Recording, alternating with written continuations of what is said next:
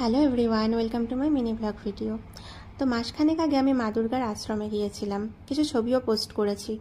তো আমি তো মা দুর্গার আশ্রমের ভিডিও এর আগেও পোস্ট করেছি, তো আজকে ভাবলাম একটু অন্যরকম ভিডিও করব।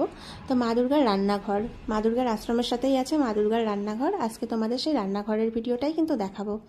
তোমরা কিন্তু অবশ্যই দেখো, কারণ রান্নাঘরটা সত্যিই খুব সুন্দর। এই হচ্ছে মা দুর্গার রান্নাঘর।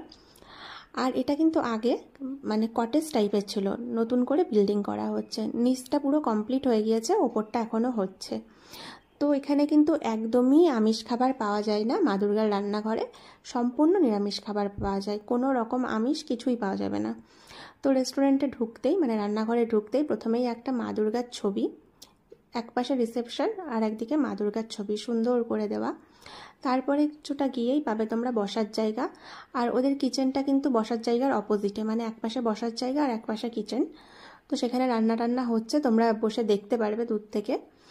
আমরা কিচেনের সামনে যেই বসার জায়গাটা, ওখানে না বসে সামনে আরও এগিয়ে গেলাম, বাইরের দিকে বসবো। কারণ বাইরের দিকে বসলে মা দুর্গার আশ্রমের যেই ভিউটা সেটা পাওয়া যায়। আর পাশেই না একটা জলাশয়, বিল বলে হয়তো এটাকে, বিলটা দেখা যাবে, বিলের হাওয়া, ঠান্ডা হাওয়া আসবে, এই কারণে আমরা বাইরে এসে বসেছি।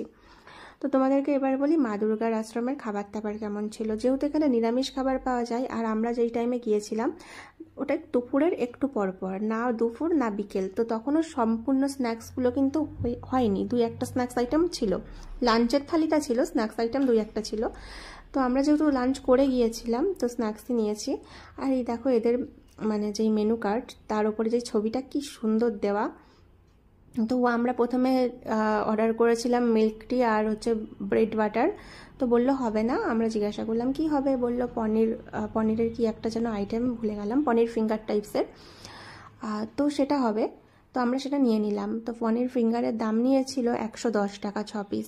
তাই ভাবলাম নিরামিষ 6 পিস 110 টাকা, একটু বেশি নিয়ে নিল না। তারপরে সত্যি বলছি এত ভালো ছিল যে 110 টাকা একদম ঠিকঠাক নিয়েছে। মানে পুরো ফিঙ্গারটার মধ্যে যতটা লম্বা ফিঙ্গার ততটাই পনির, পুরোটাই পনির দেওয়া। তোমাদেরকে আমি দেখাচ্ছি খুলে, পুরোটাই পনির দেওয়া। তো সেই আন্দাজে দামটা আমার এখন মনে হচ্ছে কমই নিয়েছে। আমি ভেবেছিলাম টুকরো পনির থাকবে। তো খেতে অসম্ভব সুন্দর ছিল। তোমরা যদি যাও অবশ্যই ট্রাই করো। অন্যান্য নিরামিষ খাবারগুলো চাইলে ট্রাই করতে পারো। আমার কিন্তু ভীষণ ভালো লেগেছে পনিরের এই ফিঙ্গারটা। তো অবশ্যই তোমরা গেলে ট্রাই করো, আর মা দুর্গার আশ্রমেও অবশ্যই ঘুরে এসো, জায়গাটা খুব ভালো লাগবে।